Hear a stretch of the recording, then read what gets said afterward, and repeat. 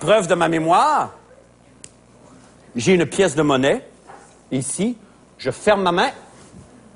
La pièce de monnaie a disparu. Où est la pièce de monnaie? Est-ce qu'elle est là? Non! Est-ce qu'elle est sous mon bureau? Non! Elle est dans ma main! Comment j'ai fait pour savoir ça? Je m'en souvenais! Alors, c'est pour ça que je me souviens aussi des grands événements de notre histoire, tels Octobre 95, alors que s'est déroulée la grande bataille croûte mince versus croûte épaisse chez Pizza Hut. Évidemment, comment oublier le grand déploiement féministe d'Octobre 64, alors que l'armée canadienne avait affronté des hordes de ménagères brandissant leurs stérilets sur les plaines d'Abraham. Mais revenons à Octobre 70. On en parle beaucoup. C'est tout à fait normal, ça. Mais je pense que, là, les médias commencent peut-être à manquer de monde à interviewer là-dessus. Alors, à preuve, cette entrevue réalisée par nul autre que Mme Céline Galipeau. Melville Boulard, Octobre 70, le Québec est en crise. Vous étiez là? Racontez-nous, je vous écoute. Bouche pointue. Oh. Alors, bonsoir, jolie Céline. Ben, tout d'abord, pour mettre le téléspectateur dans le contexte, on se souviendra évidemment qu'en 1963, des groupes nationalistes avaient placé des explosifs dans des boîtes aux lettres du chic quartier de Westmount. Et par le plus pur hasard, j'étais allé poster une lettre. Vous auriez pu être victime d'une explosion. Bouche pointue interrogative. Oui. Non, parce que c'était plusieurs années plus tard, et c'était pas la même boîte aux lettres, et c'était même pas le même quartier. Pardon. Mais si j'avais eu à poster ma lettre 12 ans plus tôt dans le même quartier et dans la même boîte aux lettres, ben là, j'en tremble encore juste à le relater, mais il en était fait de moi. Voilà donc une anecdote à la fois insignifiante et inutile. Je vous le fais pas dire, jolie Claudine.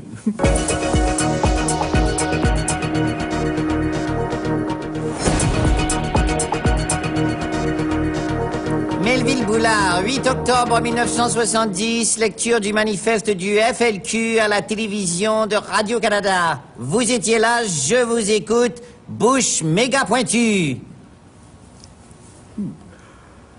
Eh bien, jolie Céline, ben, vous allez vous surprendre, mais je l'ai pas vraiment écouté.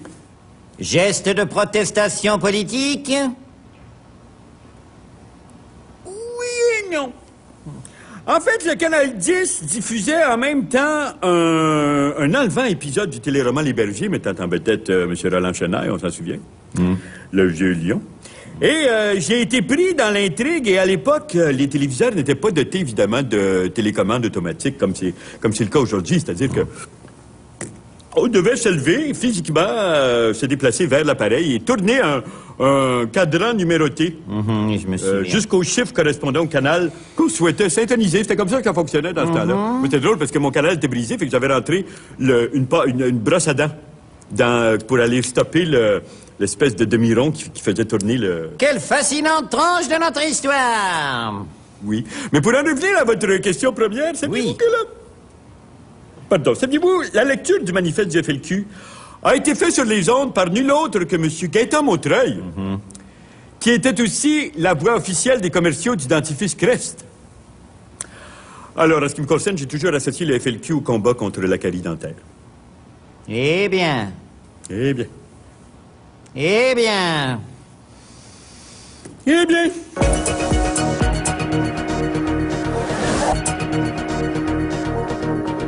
Melville Boulard, 16 octobre 1970, le Québec vit un état de siège, les droits civils sont suspendus et on procède à au moins 457 arrestations de citoyens indépendantistes, dont des comédiens, chanteurs et poètes. Vous étiez là, je vous écoute, bouche ultra super pointue. Boy, c'est dangereux pour votre bouche. Ah ben oui, c'est un bien triste... un triste volet de notre histoire, ça, jolie Céline, mais heureusement. Heureusement, des piliers de notre belle colonie artistique ont été épargnés lors de cette immense rafle. Et je pense à Ça va? Excusez-moi, c'est parce que je suis allé chez Magnan juste avant l'entrevue, puis j'ai opté pour le 8 livres, là, comme une bavette, là, sauce au poivre et tout. Là, je paye le prix, en tout cas.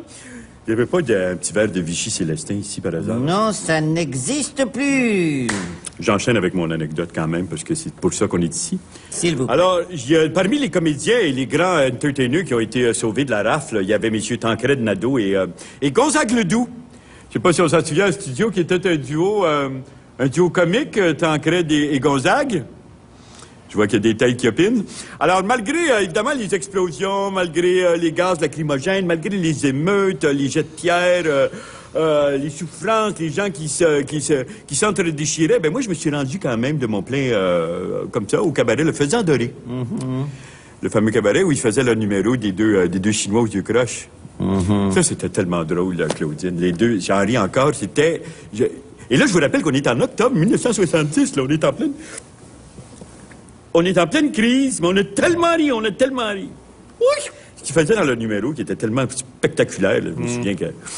Même les Américains venaient voir ça, là, tellement ils riaient, là. C'est que eux, ce qu'ils faisaient, c'est qu'ils se tenaient les yeux en amande en se sortant les dents. Ils faisaient ça comme ça. Voilà. C'était criant! C'était extraordinaire! Mais je vous concède que c'est vrai que c'était pas drôle pour les autres. Donc, des souvenirs difficiles pour vous. Merci, Melville Boulard. À un moment donné, Oui. à un moment donné, à la fin de leur premier set, là, ils sortaient un gros de je vous dis pas où. Octobre 70, j'ai jamais tant ri de ma vie. Merci, Melville Boulard. Oh, Seigneur Dieu, que je fais du bien de sortir pour se remémorer ces affaires-là. Merci, Vous Melville. savez que je suis rendu à 95 amis sur Facebook, hein? Vous? Get out of here.